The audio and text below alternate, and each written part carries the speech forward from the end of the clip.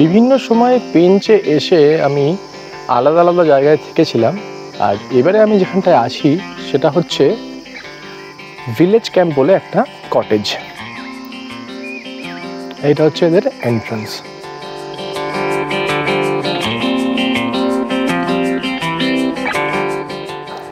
তো আমি এখন দাঁড়িয়ে আছি এই কটেজের যে মালিক, যে চালায়, নাজিম খানের সঙ্গে, এবং আমরা ওর থেকে একটু জেনে নেবো যে কীরকম করে কী কটেজটা চালাচ্ছে, কীরকম কী ফেসিলিটিসগুলো আছে, একদম আমরা ওর সঙ্গেই শুনে নেবো।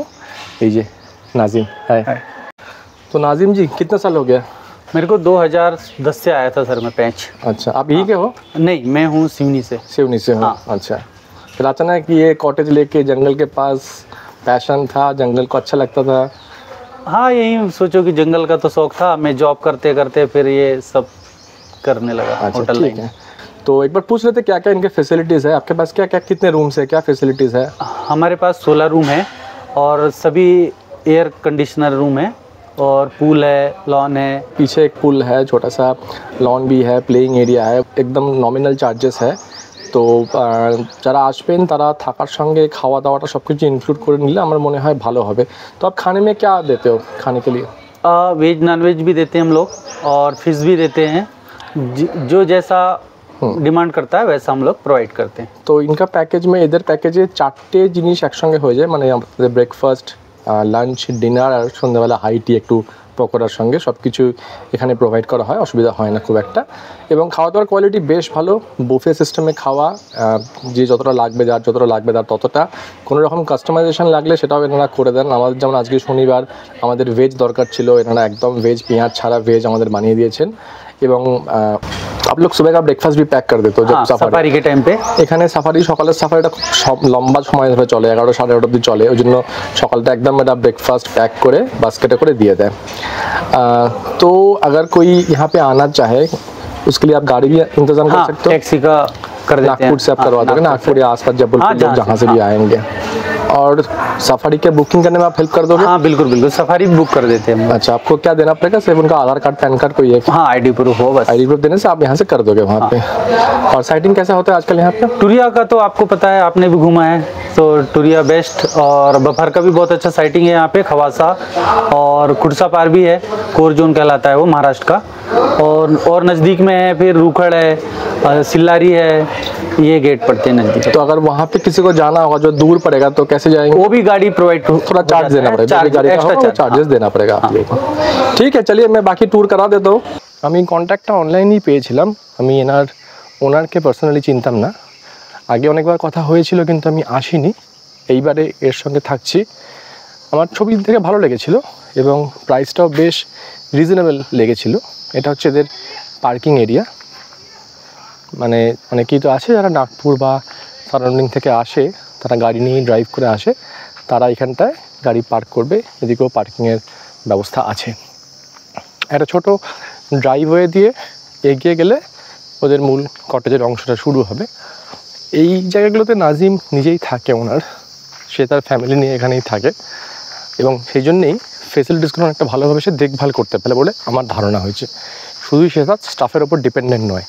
এদিকে একটা প্লে এরিয়া আছে বাচ্চাদের জন্য, ইনফ্যাক্ট বড়রা ইউজ করতে পারে, দোলনা, স্লিপ, একটু লন মতো জায়গা করা আছে। আর এইখানটাতে আছে এদের ক্যান্টিন। এই রেস্টুরেন্ট থেকে ওপর দিকে উঠে গেলে বেশ কিছু রুম দোতলাতে আছে এবং এটা আমি যদি পাশ দিয়ে চলে আসি তাহলে কটেজের পেছনের অংশটাতে আরও কিছু রুম এদের আছে। এবার যেরকম গ্রুপ আসছে সেই হিসেবে এরা রুমগুলোকে অ্যালট করে। কেউ একটু হইচই করা পছন্দ করে, কেউ একটু শান্তিতে থাকতে চায়, এরা ফ্যামিলি এলে উপরের রুমগুলোকে একটু আইসোলেট করে দেয়। কিছু ইয়াং ক্রাউড যারা একটু বেশি চেঁচামেচি করবে তাদের জন্য এই সিঙ্গেল কটেজগুলো হয়তো এরা ইউজ করে। এই পেছন দিকে সরু একটা রাস্তা আছে, সেইটা দিয়ে চলে এলে এতে সুইমিং পুলটা আছে। আমরা আজকে নেমেছিলাম সুইমিং পুলে, মোটামুটি পরিষ্কার জল আর বেশ বড়, মানে এই ধরনের ছোটোখাটো কটেজের জন্য বেশ বড় সুইমিং পুল এটা। ওপরে একটা বাচ্চাদের জন্য ছোট পুল করা আছে, যেটা আমার খুব একটা পরিষ্কার লাগেনি। মানে আমি যদি আমার মেয়েদেরকে নিয়ে আসতাম, পরিষ্কার করতে বললে হয়তো পরিষ্কার করে দিত। এই মুহূর্তে আমি হয়তো ওটাকে ব্যবহার করতে ওদেরকে দেবো না, তবে এই জলটা আমার বেশ পরিষ্কার লেগেছে। ওদিকে একটা শাওয়ারের ব্যবস্থা করা আছে, বাথরুমগুলোকে ইউজ করা যাবে বলে মনে হচ্ছে না। আমরা দোতলার একটা রুম দেখব সিঁড়ি দিয়ে উঠে। এটা কটেজের পেছন দিকে একটা লোহার সিঁড়ি বানানো আছে।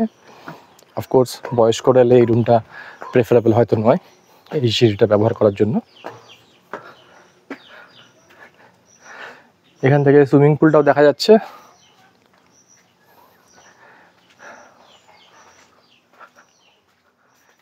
এটা 116 নম্বর রুমটা আমরা একবার দেখে নেব। এই রুমে একটা সোফা আছে, কিন্তু এটা হয়তো সমস্ত রুমে নেই, এটা একটু স্পেশাল। একটা প্রশস্ত বেড, যেটা 3 জন আরামসে শোয়া যাবে। এখানে যদি কেউ ট্রিপল শেয়ারিং ইউজ করে তারা একটা গদি দেয়, বাট এই বেডেও কিন্তু 3 জনের হয়ে যাবে। এসি থেকে শুরু করে নর্মাল ইলেকট্রিক্যাল ফিটিং যা যা দরকার তার সমস্ত কিছু আছে। একটা ওয়ার্ড্রোব আছে, টিভি আছে, বাট আমি জানি না টিভি এখানে কতটা কি চলে বা কানেকশানস কীরকম কী আছে। আমাদের অন্তত জঙ্গলে এলে টিভি দেখার দরকার পড়ে না। এটা বেডসাইড টেবিল, তার পাশে চার্জিং পয়েন্ট আছে, এবং বাথরুম খুব ইম্পর্ট্যান্ট একটা অ্যাসপেক্ট। ওয়াশ বেসিন আছে, তার উপরে আয়না, টাওয়েল হ্যাঙ্গিং, ওয়েস্টার্ন টয়লেট। আর যেটা অ্যাডিশনাল আছে এই বাথরুমে সেটা হচ্ছে বাথটাব, যেটা কিন্তু অন্যান্য বাথরুমে নেই। This is special. এটা হয়তো চার্জটাও একটু বেশি হবে অন্যান্য রুমের থেকে। বাথটাবটা কিন্তু স্ট্যান্ডার্ড নয়, এটা এই রুমটাতে এক্সট্রা আছে। আচ্ছা, আমি আরেকটা রুম দেখিয়ে দিই, পাশের রুমটা, যেটা আমি প্রথম রুমে বুঝতে পারিনি। সেটা হচ্ছে এই যে সোফাটা আছে, এই সোফাটা থেকে এই অংশটা বেরিয়ে এসে এখানে একটা গদি পেতে দিয়ে, মানে এই রুমটায় 4 জনও শেয়ার করা যাবে, যেটা কিন্তু আমাদের রুমটাতে নেই। ওটাতে টিপিক্যালি ট্রিপল শেয়ারিংই হবে। এই রুমটায় 4 জন শোয়া যাবে বলে মনে হচ্ছে। বড় গ্রুপ এলে এটা অন্য রুমগুলোকে ওরা অ্যালার্ট করতে পারে। আচ্ছা, আমাকে নাজিম বললো ও আরও একটা রুম দেখাতে বললো আমাকে, সেটা একটু অন্য লেআউট আছে। এটা সেই রুমটা। এখানে এই বেডটা বাইরের দিকে রাখা আছে, যেটা টেনে নিয়ে আরও 2 জন কি 3 জন শুতে পারবে, এবং ভেতরে এই রুমটা আছে। মানে হয়তো ক্যাপাসিটি অনুযায়ী সেম, কোনো ডিফারেন্স নেই। পার্থক্যটা হচ্ছে যদি কেউ একটু অন্যরকম প্রাইভেসি দরকার হয়, 2 আলাদা রুম দরকার পড়ে, এটা সেই 2টো রুম হিসেবে স্প্লিট করা আছে। তো সেইগুলোর সুবিধাটা এই পার্টিকুলার রুমগুলোতে আছে, যেটা কিন্তু আমি যেখানে আছি সেখানে নেই। খুব স্বাভাবিকভাবেই এগুলোর চার্জটা একটু বেশি পড়বে আমাদের ওই স্ট্যান্ডার্ড রুমগুলোর থেকে। কটেজটা তো ঘুরিয়ে দেখিয়ে দিলাম, এবারে খরচ খরচাটা বলতেই হচ্ছে। আমি জুন মাসে গেছিলাম 2025 সালের। তখন আমার খরচ পড়েছিল 2000 টাকা জন প্রতি, থাকা খাওয়া সমেত। এটা আমি ট্রিপল শেয়ারিং এ ছিলাম। এটাই যদি কেউ ডবল শেয়ারিং এ থাকে সেটা পড়ে যাবে 2250 টাকা মতো করে। এবার খরচ তো সময়ের সঙ্গে সঙ্গে বদলায়। আমি স্ক্রিনে বিভিন্ন সময় নম্বর দিয়ে দিয়েছি, আপনারা নাজিমের সঙ্গে সরাসরি কথা বলে এখানে থাকতে পারেন। আমি তো খুব স্ট্রংলি রেকমেন্ড করবো এখানে থাকার জন্য। আমার বেশ ভালো লেগেছে। ধন্যবাদ। আশা করি আপনাদের ভিডিওটা ভালো লেগেছে।